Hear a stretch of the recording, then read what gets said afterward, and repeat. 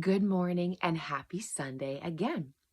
This summer, we have been reading a Berenstain Bears values and virtues story each Sunday, and this week is our last one in the series.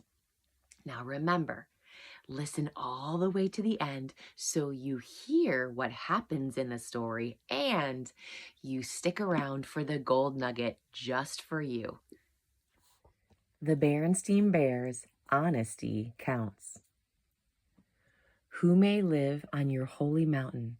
The one whose walk is blameless, who does what is righteous, who speaks truth from their heart. Psalms 15, 1 and 2. Mama, Papa, brother, sister, and Honey were all looking forward to the Chapel in the Woods yearly Cub campout. Mama checked off their list of items: sleeping bags, lanterns, picnic basket, tent, matches, cooking pots, and fishing poles, while Papa packed up the car. I can't wait to sleep under the stars, Brother said, and we're going to win the annual canoe race down the rapid river this year. I just know it, Sister added. After the Cubs got settled, they joined Preacher Brown and Mrs. Brown, who were busy sorting life vests and paddles near the river. The annual canoe race was set for later that day. There would be 2 canoes in the race. One was paddled by Sister Bear, Brother, Cousin Freddie, and Lizzie Bruin. The other by Too Tall Grizzly and his gang. Soon, everyone was gathered around. The race will go down the rapids and around the bend in the river to the finish line at the old oak tree, announced Preacher Brown. We'll meet up there. Finally, the time came. The 2 teams pushed their canoes into the water. Ready, get set, paddle, called Preacher Brown. The teams paddled as fast as they could. At first, the 2 canoes were neck and neck. Then Brother and Sister's canoe pulled ahead. They were better paddlers than the Too Tall gang. Look out, called Lizzie. We're coming to the rapids. White water boiled up ahead of them.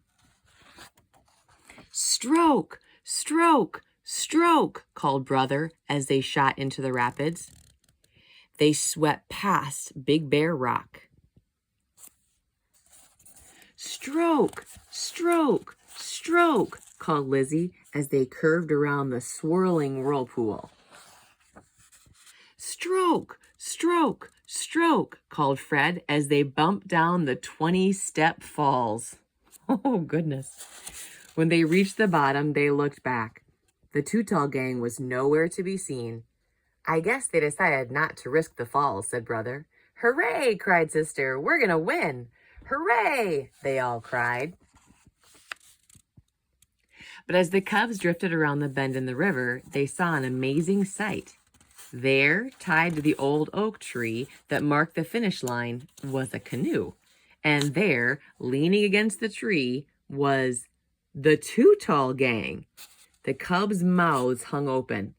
How, they gasped, did they get ahead of us? Nothing to it, said Too Tall with a grin. We just paddled around one side of Big Bear Rock while you paddled around the other side. Yeah, smirked gang member Scuzz. You were so busy with your stroke, stroke, stroke that you never noticed us. The gang began to dance around, pretending to paddle. Stroke, stroke, stroke, they chanted. Just then, Preacher Brown and the other campers came up to see the end of the race. So, that's all there was to it, eh, Too Tall? Said Preacher Brown, folding his arms. Are you sure you're being completely honest? What do you mean? Asked Too Tall nervously. It seems to me I remember a shortcut around here, said Preacher Brown. He pushed aside a clump of cattails at the water's edge. Look, cried Lizzie, it's a hidden creek. A shortcut, said Brother. Too Tall never went down the rapids. He just paddled down this hidden creek to win the race. Ooh, check out how the Cubs feel about that one. Their faces say it all.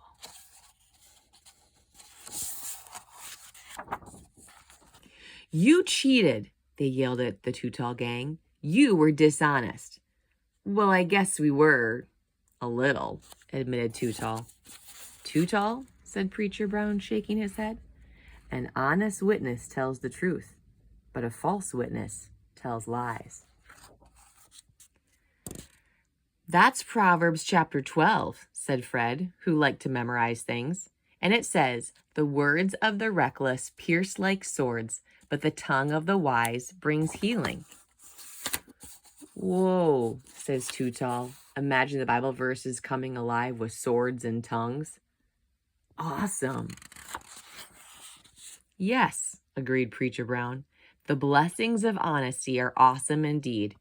And with that, Preacher Brown awarded sister, brother, cousin Fred, and Lizzie blue ribbons for winning the race fair and square. I like that story. I'm glad Preacher Brown was aware of what happened so that he could set the record straight. And that leads to our gold nugget. Honesty is always the best policy. Policy meaning the way we want to live.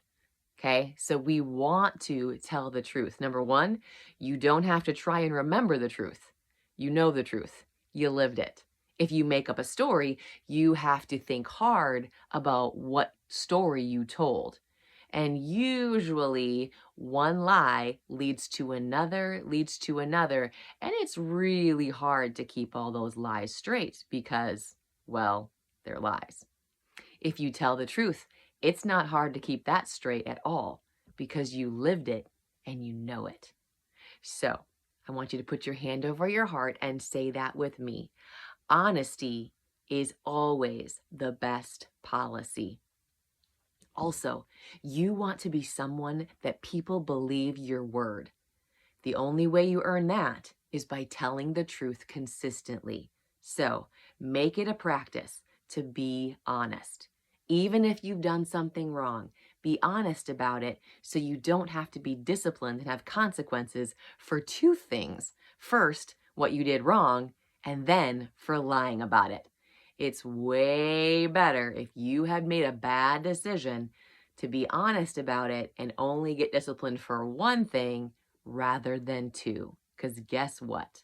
The truth is always wanting to get out. And it usually does. And in the end, it always will. Thanks for joining me here today. If you have never subscribed, please subscribe to this channel and come back every day to hear a new story together, listen to the whole story, and wait until the end so you can receive a gold nugget that helps us know how to live life well. I love reading here with you today, so I will look forward to reading here and meeting you here tomorrow.